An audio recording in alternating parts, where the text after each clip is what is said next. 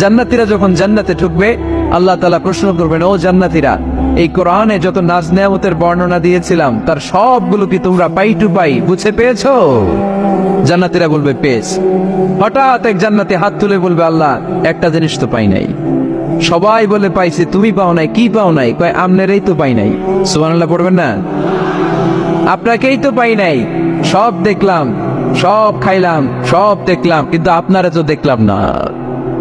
আল্লাহ তাআলা তখন বিশাল জান্নাতের এক কনফারেন্স রুমে সবাইকে বসিয়ে আল্লাহর দিদার মানুষকে দেখাবেন। আল্লাহ তাআলা তার গোপন সৌন্দর্যকে সেদিন জান্নাতীদের সামনে প্রকাশ করে দিবেন। আল্লাহর হাবিব বসবেন ওই কনফারেন্স রুমে সবার সামনে। আল্লাহর হাবিবের পেছনে বসবে অন্যান্য নবীরা, তারপরে সোহাদা, সালেহিন, আউলিয়া সবাই বসবে। ওই জান্নাতের কনফারেন্স রুমে আমরাও যেন বসার জায়গায় পাই, আল্লাহ তুমি তৌফিক দিয়ে দিও। আল্লাহ তাআলা অনেকগুলো নূরের পর্দার পেছন থেকে নূরের ঝলকানি মারবেন। ওই ঝলকানি এক মুহূর্তের জন্য দিবেন। এক মুহূর্ত, কয় মুহূর্ত?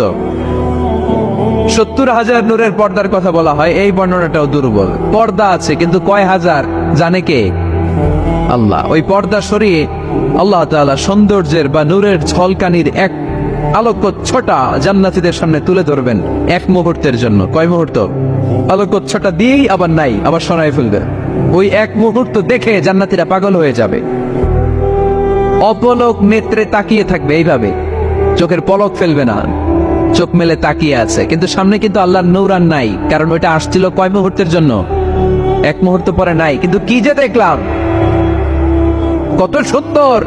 কোটি কোটি বছর এরকম অপলক নেত্রে জান্নাতীরা তাকিয়ে থাকবে। ইন্নাল্লাহা জামিলুন ইউহিব্বুল জামাল। আল্লাহ নিজে সুন্দর, সৌন্দর্যকে পছন্দ করেন। আল্লাহর চাইতে সুন্দর কিছু হতে পারে? চিল্লায় বলেন পারে?